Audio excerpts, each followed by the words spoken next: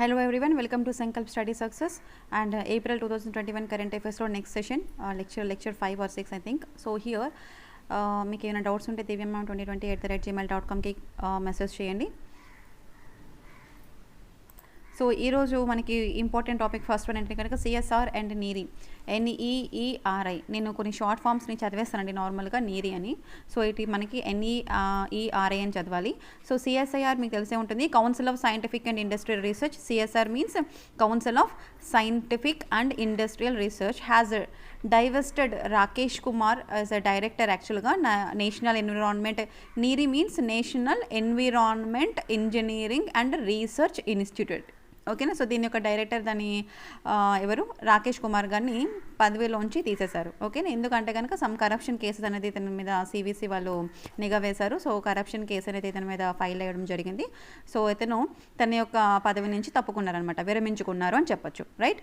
So council of scientific Indian research వాళ్ళు తీసేయడం జరిగింది. నౌ హియర్ ఏంటి CSR and NEERI? So this is our national organization కదా. So ఎప్పుడు కూడాను నేషనల్ ఆర్గనైజేషన్స్ని, ఇంటర్నేషనల్ ఆర్గనైజేషన్ని స్కిప్ చేయకండి. ఓకేనా. సో దానికి ప్రజెంట్ కరెంట్ ఈవెంట్లో అది వచ్చింది అంటే దానికి సంబంధించిన క్వశ్చన్ ఏదో ఒకటి వస్తుంది. సో CSIR NEERI వచ్చేసి national environmental and engineering research institute is a research institute, right, created and funded by government of India. So దీన్ని ఎవరు, ఇది రీసెర్చ్ ఇన్స్టిట్యూట్ అండి. సో దీన్ని ఎవరు క్రియేట్ చేశారంటే గవర్నమెంట్ ఆఫ్ ఇండియా క్రియేట్ చేసింది. దీనికి ఫండ్స్ కూడా గవర్నమెంట్ ఆఫ్ ఇండియానే ఇస్తుంది. So it was established in when నాగ్పూర్లో 1958లో దీన్ని ఎస్టాబ్లిష్ చేశారు. సో ఎక్కడ ఉంది ఇది ఇప్పుడు? CSIR NEERI research institute, where it is in Nagpur. Okay, Nagpur and 1958లో దీన్ని ఎస్టాబ్లిష్ చేశారు. So focus on water supply మీద. సో రీసెర్చ్ దేని మీద వాళ్ళు చేస్తారు? Water supply, sewage disposal, okay, చెత్త చెదారం అన్నీ కూడా డిస్పోజల్ ఎలాగా, and communicable diseases, and to some extent on industrial pollution మీద, అండ్ ఆక్యుపేషనల్ డిసీజెస్ మీద found common in most post independent India. So post independent India, independence వచ్చిన తర్వాత after 1947 ఇవన్నీ కూడా మేజర్ ప్రాబ్లమ్స్ అనమాట మన ఇండియాలోని. సో వీటి మీద వాళ్ళు రీసెర్చ్ చేశారు. సో ఇండిపెండెన్స్ వచ్చిన తర్వాత లైక్ కమ్యూనికబుల్ డిసీజెస్ కానీ, లేకపోతే ఈ సివేజ్ డిస్పోజల్ కానీ, వాటర్ సప్లై అవ్వచ్చు, లేకపోతే ఇండస్ట్రియల్ నుంచి వచ్చే పొల్యూషన్స్, ఉద్గారాలు అనేవి ఎక్కువ పెరగడం జరిగిందనమాట. So here it is a laboratory, right. This one research institute is a laboratory in the field of environmental science and engineering at a part of council of. So CSIR ఉంది కదా మనకి. So దీనిలో NEERI అనేది ఒక laboratory అనమాట in the field of environmental science and engineering. So దీనికి 5 zonal laboratories ఉన్నాయి. ఎక్కడెక్కడ ఉన్నాయి? చెన్నైలో ఉన్నాయి, ఢిల్లీలో ఉంది, సో హైదరాబాద్లో ఉంది, కలకత్తాలో ఉంది, అండ్ ముంబైలో ఉంది. సో ఇండియా మొత్తం మీద for example take like India here. So Chennai తమిళనాడులోని, అండ్ ఆల్సో ఢిల్లీలోని, అండ్ ఆల్సో హైదరాబాద్లోని, అండ్ ఆల్సో వెస్ట్ బెంగాల్ కోల్కతాలోని, అండ్ ఆల్సో ముంబై మహారాష్ట్ర ముంబైలోని ఉన్నాయన్నమాట. సో ఇక్కడ వీళ్ళ యొక్క ల్యాబొరేటరీస్, జోనల్ ఆఫీసెస్ అనేవి ఉండడం జరిగింది. So this one falls under which ministry of science and technology. Obviously మనకి ఏం చెప్పుకోవచ్చు, NEERI రీసెర్చ్ ఇన్స్టిట్యూట్ సంబంధించి కాబట్టి it comes under ministry of science and technology. And next about CSR. So council of scientific and industrial research ఏంటి? Council of scientific industrial research. It is the largest research and development organization in India, which was established in 1942. So NEERI was established in 1958. So CSIR was established in 1942. 1942, you know this Quit India movement is run, right? Quit India movement జరిగిందప్పుడు మనకి. Okay, so that is the history part. So established September 1942 and located in New Delhi.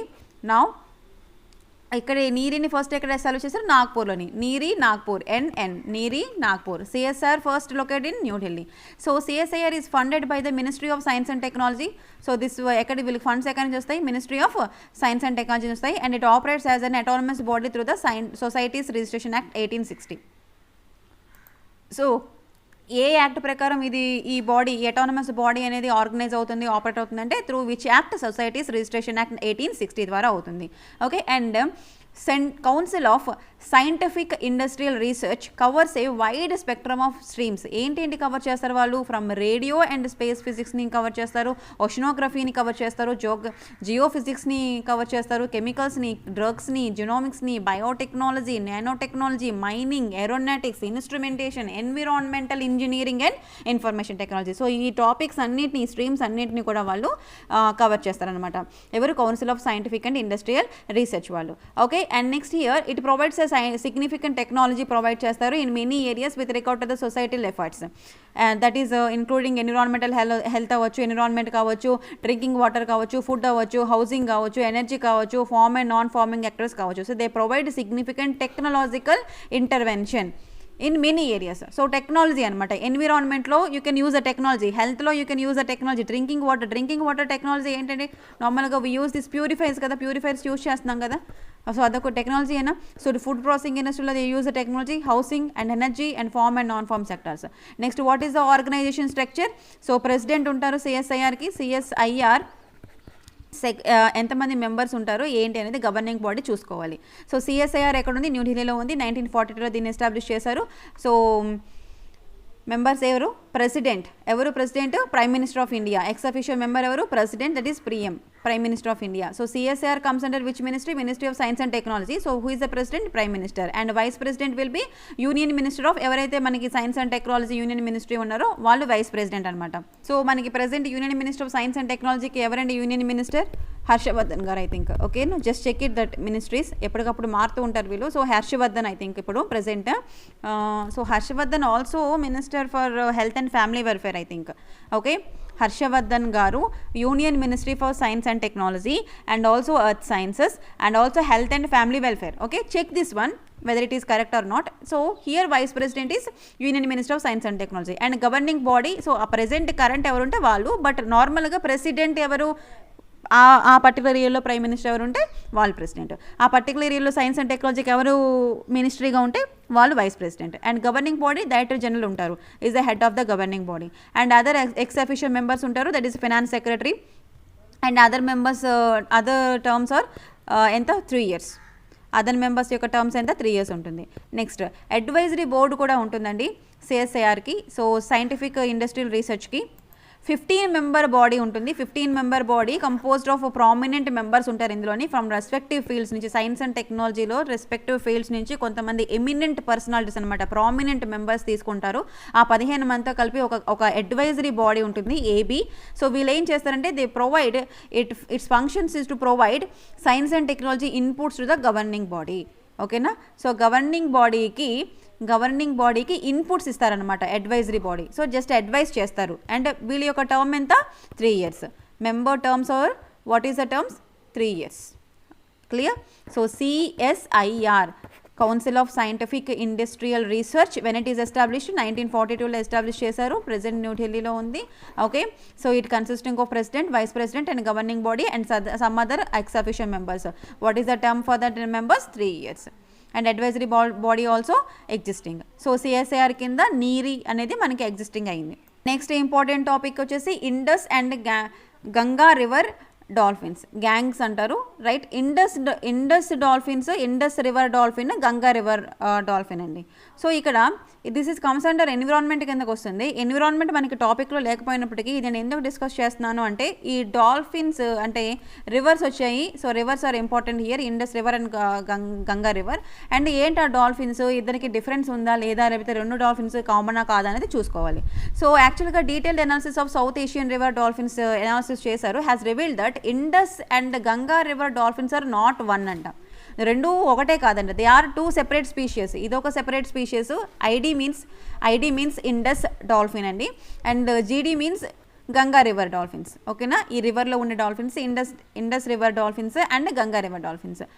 So these 2 are different species. యాక్చువల్గా ఇది డాల్ఫినే కదా, so 2 ఒకటే spacious కదా అని అనుకుంటాం. ఓకేనా? సో ఇవి 2 వేరే, ఈ 2 ఒకటి కాదు అని చెప్పారనమాట. అది ఇక్కడ. So that is why this one is important. So Indus dolphin ఏంటి, సైంటిఫిక్ నేమ్స్ ఏవో ఉంటాయి, బట్ మనకి ఇక్కడ సైంటిఫిక్ నేమ్స్ అడగరు. హ్యాబిటేట్ ఎలా ఉంటుంది?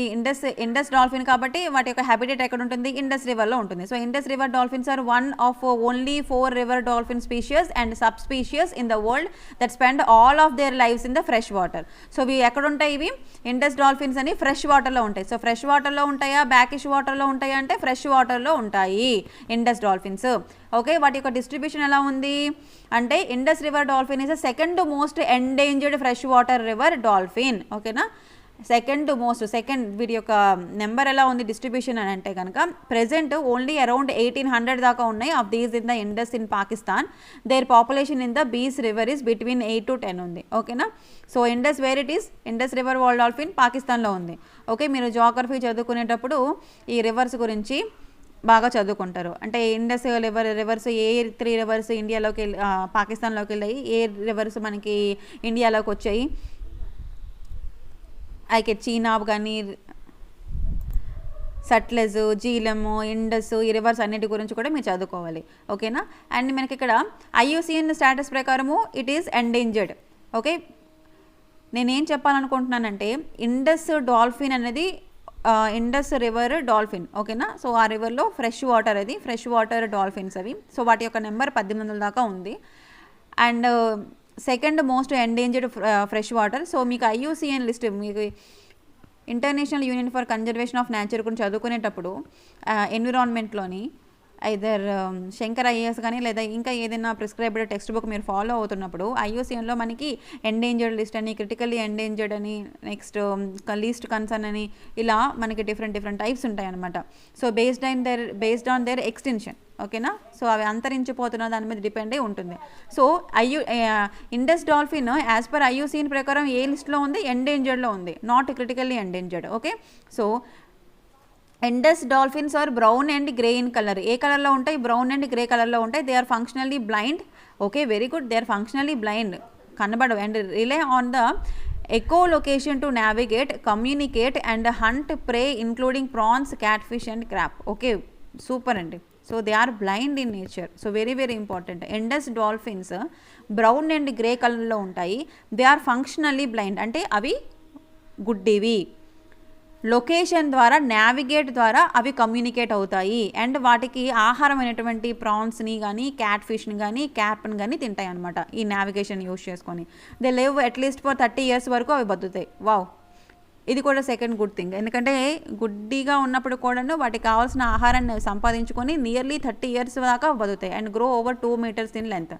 సో 2 meters వరకు, సో డాల్ఫిన్స్ ఇలా ఉంటాయి కదా, 2 meters లెంత్ వరకు మనకి పెరుగుతాయి. ఓకేనా. అండ్ గ్యాంగటిక్ డాల్ఫిన్స్ చదువుదాం. So Gangetic where it is, India. So Ganga river dolphins was officially discovered in 1801లో వీటిని డిస్కస్ చేశారు. IUCN ప్రకారం ఇది endangered. Like Indus dolphins also endangered and Gangetic dolphins also endangered. So these two are, ఇక్కడ మనకి concept ఏంటి, Indus dolphins and Gangetic dolphins రెండు different species. Okay, ఇది డిఫరెంట్ స్పీషియస్, ఇది different species. And Ganga river dolphins live in gangs Ganga, Brahmaputra and మేఘన and Karnaphuli, Sangu river systems of Nepal and India and Bangladesh. Okay, ఈ river dolphins ఎక్కడెక్కడ ఉన్నాయి మనకి, ఈ ఏరియాస్లో ఉన్నాయి. సో ఈ only live in fresh water and essentially blind. So these are also blind మా. ఓకే, సో ఇవి కూడా ఎక్కడ, కేవలం ఫ్రెష్ వాటర్లో మాత్రమే బతికి ఉంటాయి. So dolphins, Indus dolphins, Gangetic dolphins రెండు కూడా ఫ్రెష్ వాటర్లో మాత్రమే బతికి ఉండగలవు. They hunt by emitting the ultrasonic sounds ద్వారా, అవి అల్ట్రాసోనిక్ సౌండ్స్ ద్వారా వాటి యొక్క కావాల్సిన ప్రేని హంటింగ్ చేసుకుంటాయి అనమాట. Which bones of fish and other preys enabling them to see and image in their mind. They are also called susu అంటారు. సో వాటిని ఏమంటారు, గ్యాంగటిక్ డాల్ఫిన్స్ని సూసు అంటారు. Right. So here it is a reliable indicator of the, so ultrasonic సౌండ్స్ని use చేసుకుంటాయండి.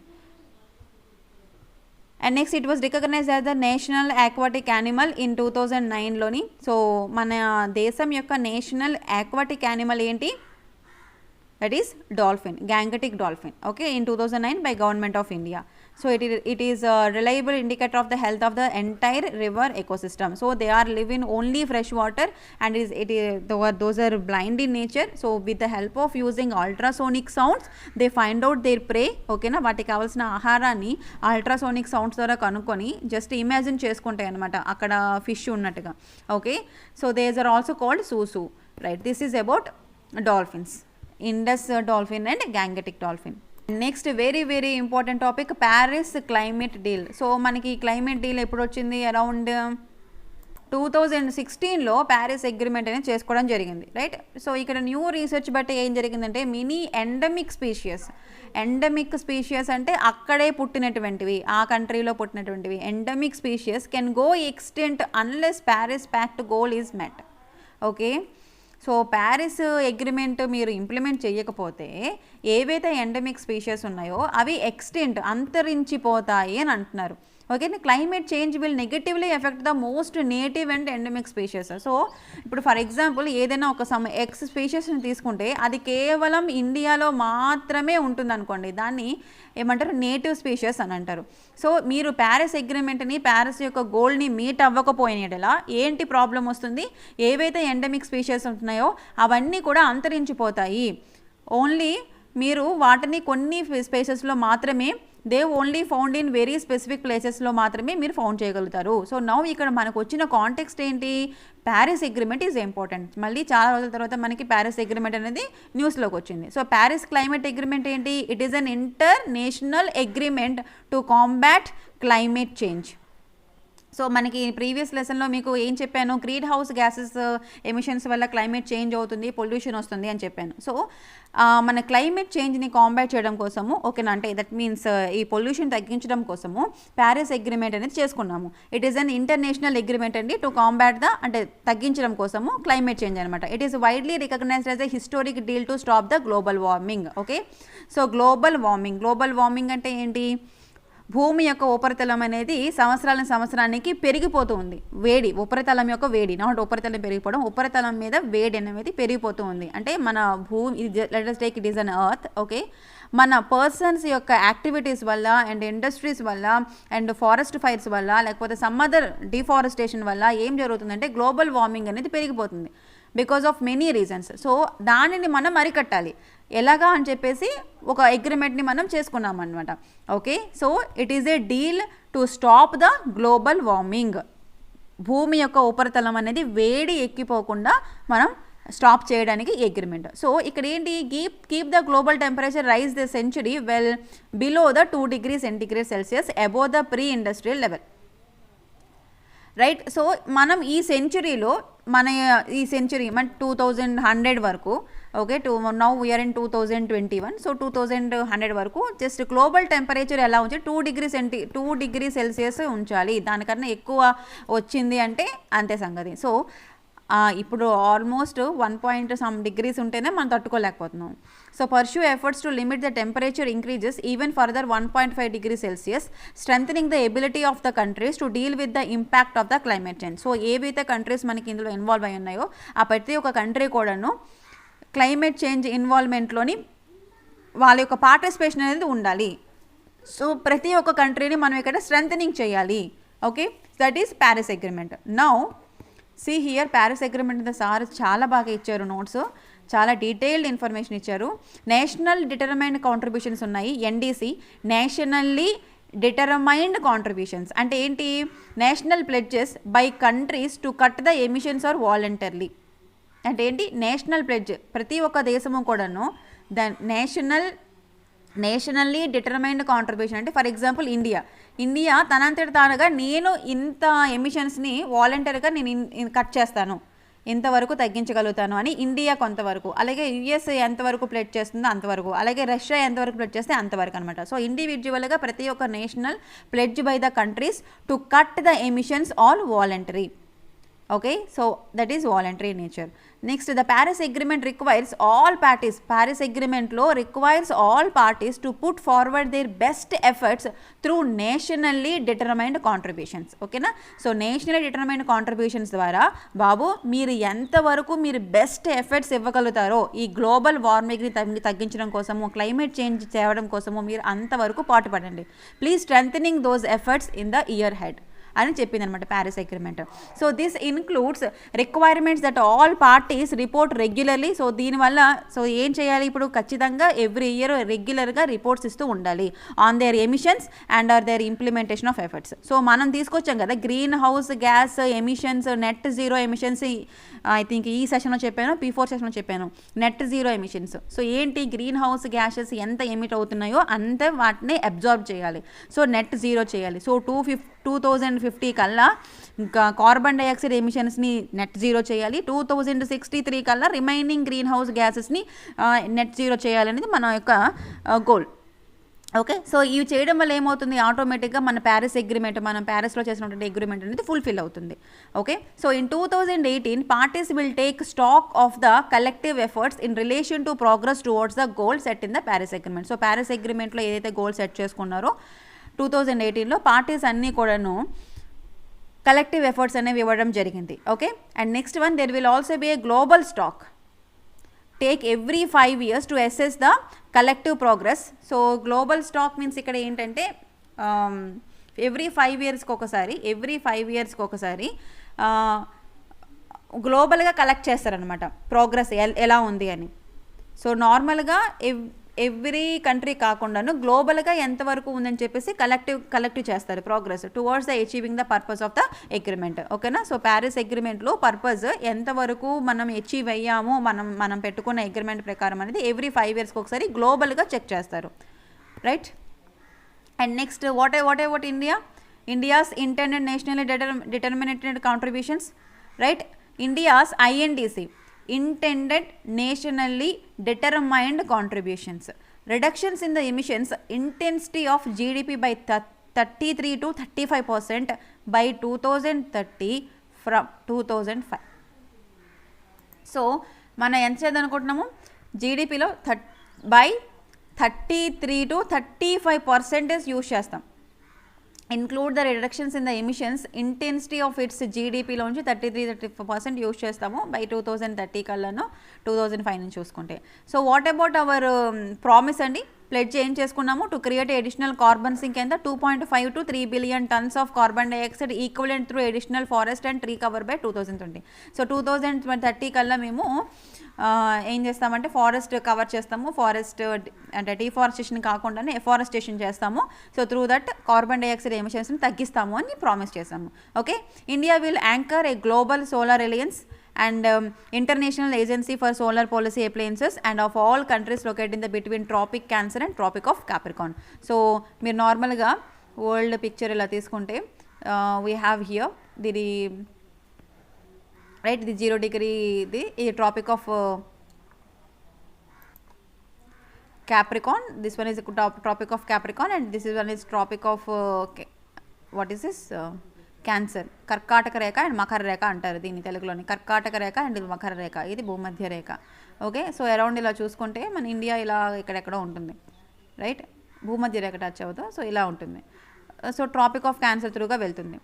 Right, so India will anchoring, so మనం యాంకర్గా ఉన్నాం అనమాట దేనికి, గ్లోబల్ సోలార్ అలయన్స్కి, GSAకి అండ్ ఆల్సో INSPAకి. Okay, international agency for solar panels అప్లికేషన్స్కి ఆఫ్ ఆల్ ద కంట్రీస్. ఎక్కడెక్కడ ఈ రెండు మధ్యలోని ఇన్వాల్వ్ అయిన countries, those are located in the between Tropic of Cancer and Tropic of Capricorn.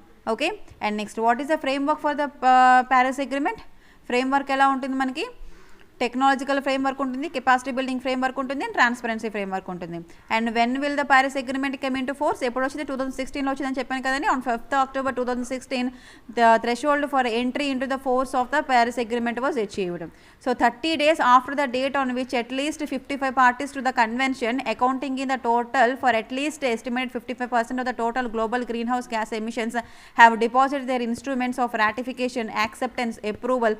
So చాలా చాలా చాలా డెసిషన్స్, ఇన్వాల్వ్మెంట్స్, మీటింగ్స్ జరిగిన తర్వాత ఫైనల్గా ప్యారిస్ అగ్రిమెంట్ వచ్చిందండి. ఓకేనా, 2016లోని, అది ఇక్కడ.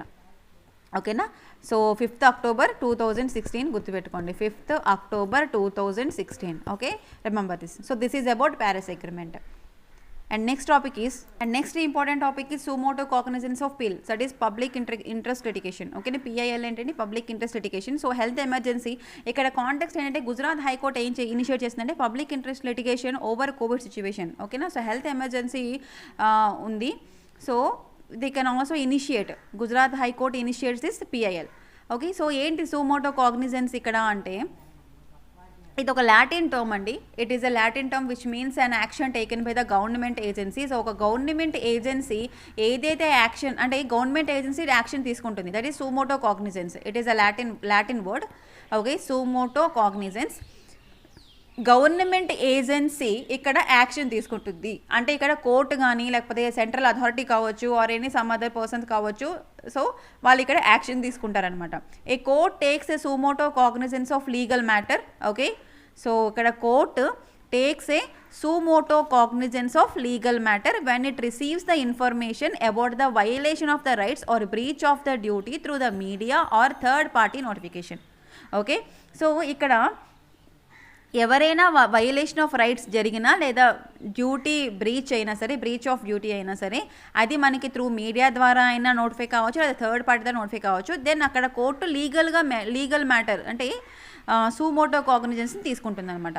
ఏ court takes the suo motu cognizance of legal matter when it receives the information. ఎప్పుడు receives the information about the violation of the rights గురించి అయినా అవ్వచ్చు. ఆ ఇన్ఫర్మేషన్ అనేది ఎక్కడైనా వైలేషన్ ఆఫ్ రైట్స్ అయినా అవ్వచ్చు, అంటే మీకు ఉన్నటువంటి హక్కులకి ఉల్లంఘన జరిగినట్లుగా అయినా జరగచ్చు. అంటే ఫర్ ఎగ్జాంపుల్ ఇప్పుడు హెల్త్ ఎమర్జెన్సీ టైం ఉందండి, ఈ టైంలోని రిస్ట్రిక్షన్స్ చాలా వరకు పాస్ చేస్తున్నారు. ఓకేనా, సో ఇది ఒక రకంగా చాలా రిస్ట్రిక్షన్స్ హెల్త్ ఎమర్జెన్సీ టైంలోని రిస్ట్రిక్షన్స్ పాస్ చేస్తే ఏమవుతుంది, రైట్, సఫర్ అవుతారా లేదా చాలామంది ప్రజలు. బాగున్న వాళ్ళు ప్రాబ్లం లేదు, బట్ బాగోలేని వాళ్ళ పరిస్థితి ఏంటి, వాళ్ళు కనీసం హాస్పిటల్ వరకు వెళ్ళి అడ్మిట్ అవ్వాలి కదా. సో ఇక్కడ ఏంటంటే క్వశ్చన్, వాళ్ళ యొక్క బేసిక్ రైట్స్ వైలేషన్ అయినా లేకపోతే బ్రీచ్ ఆఫ్ డ్యూటీ జరిగినా త్రూ మీడియా ద్వారా కానీ లేదా థర్డ్ పార్టీ ద్వారా కానీ నోటిఫికేషన్ వస్తే court will take the suo motu cognizance.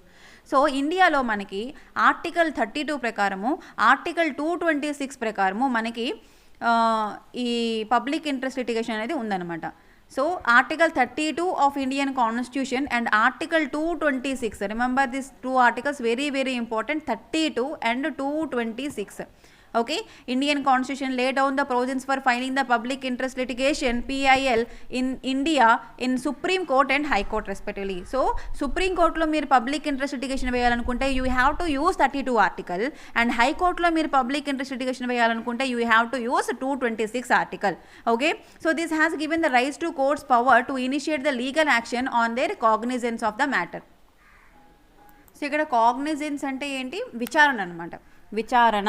ఓకేనా, so this has given the rise to courts the power to initiate the legal action. So ఇక్కడ కోర్టుకి పవర్ ఉంటుంది లీగల్ యాక్షన్ ఇనిషియేట్ చేయడానికి, అండ్ వాటి యొక్క విచారణ అన్నీ కూడా జరిపిస్తారనమాట. సో ఈ సుమోటో కాగ్నిజెన్స్ వల్ల మనకి ఏమవుతుందంటే స్పీడీ రికవరీ అవుతుంది కొన్ని కేసెస్ అనేవి, and speedy delivery of justice by the courts ఉంటుంది. And what is this public interest litigation అండి? పబ్లిక్ ఇంట్రెస్ట్ లిటిగేషన్ ఏంటి ఇక్కడ మనకు వచ్చిన topic? It means litigation filed in the court of law for the petition for the protection of public interest such as pollution గురించి కావచ్చు, terrorism గురించి కావచ్చు, అదే సేఫ్టీ గురించి కావచ్చు, రోడ్ సేఫ్టీ గురించి, కన్స్ట్రక్షన్ హజార్డీస్ ఎక్సెట్రా. సో దేని గురించి అయినా సరే మీరు పబ్లిక్ ఇంట్రెస్ట్ లిటిగేషన్ ఫైల్ చేసుకోవచ్చు. ఒక సాధారణమైన వ్యక్తి దేని గురించి అయినా సరే ఆర్టికల్ 32 ప్రకారము సుప్రీంకోర్టులో కానీ, ఆర్టికల్ 226 ప్రకారము హైకోర్టులో కానీ పిఐఎల్ని ఫైల్ చేసుకోవచ్చు. రైట్, రీసెంట్గా మనకి ఉత్తరప్రదేశ్ గవర్నమెంట్లోని చాలా పబ్లిక్ ఇంట్రెస్ట్ లిటిగేషన్స్ వచ్చాయి. అంటే ఉత్తరప్రదేశ్ సీఎంని తీసేయండి అని చెప్పేసి. సో ఏంటంటే అక్కడ హైకోర్టు ఏమని చెప్పింది, మీరు అనవసరంగా కోర్టు యొక్క టైంని, మీ కోర్టు యొక్క కాలాన్ని వృధా చేయకండి అని చెప్పేసి అన్నది. అలాగా కొన్ని అనవసరమైన పబ్లిక్ ఇంట్రెస్ట్ లిటిగేషన్స్ వస్తాయి, బట్ అవసరమైనటువంటి పబ్లిక్ ఇంట్రెస్ట్ లిటిగేషన్స్ వస్తాయి, అది టెర్రరిజంకి సంబంధించి కానీ, పొల్యూషన్ సంబంధించి కానీ, హజార్డియస్ ప్రాసెస్ ప్రమాదకరమైన వంటి వాటికి సంబంధించి కానీ వస్తే కనుక వాటిని కోర్టు పరిగణిస్తుంది, వాటి గురించి విచారణ కూడా జరిపిస్తుంది. Okay, so any matter where the interest of public at large, ఓకేనా, ఎక్కడైతే పబ్లిక్కి ఎక్కువ ఇంట్రెస్ట్ ఉంటుందో that is affected can be redressed by filing a public interest litigation. So for example మీకు ఒక పర్టికులర్ విషయం మీద బాగా ఇంట్రెస్ట్ ఉందండి, బట్ అక్కడ సంథింగ్ మీకు you are that person, okay, so మీకు ఒక పర్టికులర్ ఇంట్రెస్ట్ ఒక విషయం మీద మీకు చాలా ఇంట్రెస్ట్ ఉంది, బట్ ఇక్కడ సంథింగ్ ఫ్రాడ్ జరుగుతుంది ఆర్ కరెక్ట్గా లేదు, లేదా ఇక్కడ వైలేషన్ ఆఫ్ రైట్స్ అని జరుగుతున్నాయి. సో మీరు ఏం చేయొచ్చు, సుప్రీంకోర్టులో కానీ డైరెక్ట్గా హైకోర్టులో కానీ ఇక్కడ ఇలా జరుగుతుంది అని చెప్పేసి విచారణ జరిపించండి అని చెప్పి మీరు ఫైల్ చేసుకోవచ్చు. ఓకేనా, you can file the case, that is public interest litigation in a court of law. Okay, public interest litigation is not defined in any statute or any act. Okay, very very very important. Public interest litigation ekkadaina definition unda, it is not defined in any act. It has been interpreted by the judges to consider the intent of the public at large. ఓకేనా అండి. So మనకి public interest litigation మీద ఒకవేళ question వస్తే public interest litigation is defined under this particular act అంటారు. So you can eliminate that answer because దాని యొక్క definition ఏ యాక్ట్లోని కూడా లేదు. that can be interpreted by, that can be used by the judges of the court. Okay, so public interest litigation is the power given to the public. Okay, public ki ikkada power is ante kada by the courts through judicial activism. Okay na andi. So through public interest litigation ద్వారా courts అనేవి పబ్లిక్కి, సామాన్యమైన ప్రజలకి judicial activism ద్వారా వాళ్ళకి పవర్స్ని ఇస్తున్నాయి అన్నమాట. Right. However the person filing the petition must prove to the satisfaction of the court that the petition is being filed for public. So ఖచ్చితంగా కోర్టు సాటిస్ఫై అవ్వాలి. ప్రతి ఒక్క చిన్న విషయానికి పబ్లిక్ ఇంట్రెస్ట్ లిటిగేషన్ వేస్తానంటే ప్రతి ఒక్క విషయాన్ని టైం వేస్ట్ చేసుకొని కోర్టు విచారణ జరిపించదు. ఓకేనా. ఖచ్చితంగా కోర్టు ఏంటి, సాటిస్ఫై అవ్వాలి. Here the person filing the, ఏదైతే మన విషయం మీద మనం ఫైల్ చేస్తున్నామో that should be satisfied by the court, must prove to that satisfaction of the court that the petition is being filed for a public interest and not just a frivolous litigations by busybody. Okay na. So the court can itself take a cognizance of the matter and processed suo motu or cases can commence on the petitions of any public spirited individual.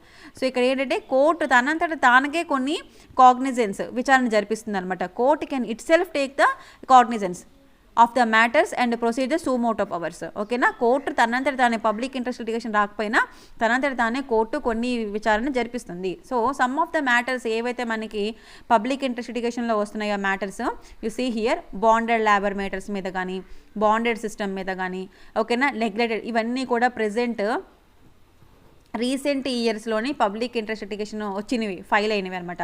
Bonded labour matters కానీ, neglected children కానీ, atrocities of women అంటే women మీద వివక్షత చూపించడం కానీ, non payment of minimum wages to the workers and exploitation of the casual workers and environmental pollution మీద, food adulteration మీద and maintenance of the heritage and cultural మీద మనకి మాక్సిమం పబ్లిక్ ఇంట్రెస్ట్ లిటిగేషన్ వల్ల file చేస్తారనమాట. ఓకేనా. So who can file the bill against whom, ఎవరి మీద ఎవరు కేసు ఫైల్ చేయొచ్చు, any citizen can file public case by the filing a petition. Okay na. Any citizen of India can file a public case file by filing the petition. So under article 32 ప్రకారము ఎక్కడ file చేసుకోవచ్చు, supreme కోర్టులో చేసుకోవచ్చు. Under article 226 ప్రకారము Indian కాన్స్టిట్యూషన్లోని హైకోర్టులోని వాళ్ళు కేసుని file చేసుకోవచ్చు. Under section 133 ప్రకారము criminal procedure code CrPC in the court of magistrate. Okay. So సుప్రీంకోర్టులో 32 ఆర్టికల్ ప్రకారము, హైకోర్టులో 226 ఆర్టికల్ ప్రకారము అండ్ కోర్ట్ ఆఫ్ మ్యాజిస్ట్రేట్స్ దగ్గర అయితే కనుక section 133, not article, section 133 as per criminal procedure code. Okay, CrPC అంటారు. ఓకేనా.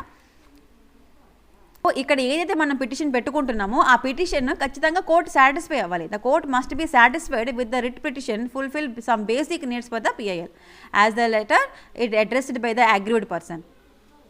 సో ఇక్కడ మనకి public spirited individual is very important and social action group for the enforcement of legal and constitutional rights to any person who are not able to approach the court for redress. So this normal thing, this is all. So public interest litigation can be filed against state, central government, municipal authorities, not in private property. Right? So this one is very, very, very important here. Public interest litigation మీరు ఎవరికి ఎగెనెస్ట్గా మీరు file చేయొచ్చు అంటే particular స్టేట్కి ఎగెనెస్ట్గా file చేయొచ్చు, particular central గవర్నమెంట్కి ఎగెనెస్ట్గా మీరు file చేయొచ్చు, మున్సిపల్ కార్పొరేషన్, మున్సిపల్ అథారిటీకి ఎగెనెస్ట్గా మీరు ఫైల్ చేయొచ్చు, బట్ నాట్ ఏ ప్రైవేట్ పార్టీకి వ్యతిరేకంగా మీరు పబ్లిక్ ఇంట్రెస్ట్ లిటిగేషన్ని ఫైల్ చేయలేరు. Very very important. Multiple choice క్వశ్చన్లో ఖచ్చితంగా మనకి ఈ బిట్ ఉంటుంది. Okay, in case public interest litigation మీద మీకు క్వశ్చన్ వస్తే కనుక. So this is about public interest litigation అండి. So who can file? Any citizen can file the public case by filing the petition. Now next topic is Tikka Utsav. What is this Tikka Utsav? Where Tikka means what? Vaccine, right? This is a current event, very important. India celebrates Tikka Utsav to combat COVID-19 pandemic. Okay, so కోవిడ్-19ని combat చేయడం కోసం టీకా ఉత్సవాన్ని మనం celebrate చేస్తున్నాము. So it is a vaccine festival. So it is a current event అండి. So very important topic. Tika Utsav is a which festival? Vaccine festival.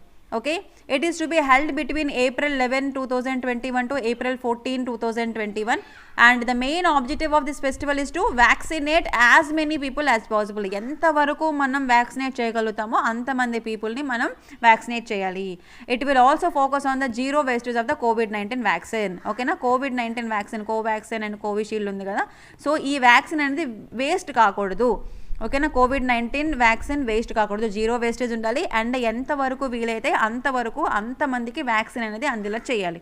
Okay, and కోవిడ్-19 vaccine drive in India ఎలా జరిగింది? Currently 3 states are receiving the maximum number of కోవిడ్-19 doses వచ్చాయి. So they are Maharashtra, Rajasthan and Gujarat. So here ఎవరికి ఎక్కువ COVID-19 doses vaccine ఏ రాష్ట్రాలకి ఎక్కువగా వెళ్ళింది అంటే కనుక మహారాష్ట్ర అండి. సో మనకి మహారాష్ట్రలో ఎప్పటి నుంచో లాక్డౌన్ ఉంది, చాలా చాలా చాలా కేసులు ఉన్నాయి. And also Gujarat and also Rajasthan. ఓకేనా, so maximum number of doses receiving these 3 states. And Covaxin, Covishield, Covaxin and Covishield are the 2 major COVID-19 vaccines that are currently administered in India. So which are the following are the vaccines for the COVID-19 and adutharu simple ga Covaxin and Covishield.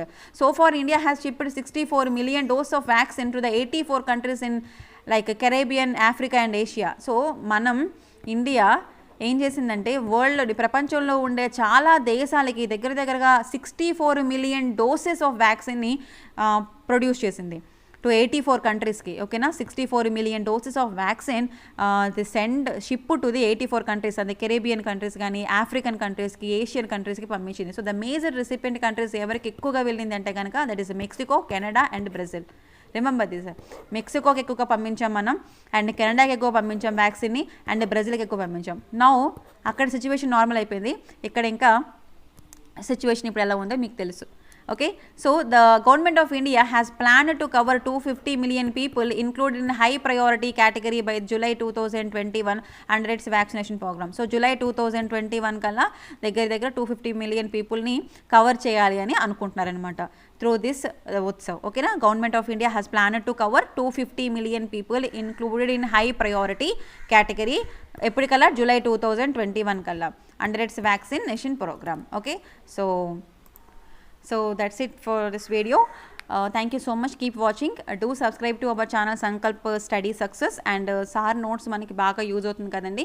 ఇక్కడ నేను మొత్తం April అంతా అయిపోయిన తర్వాత నేను extract చేసిన notes మీకు send చేస్తాను.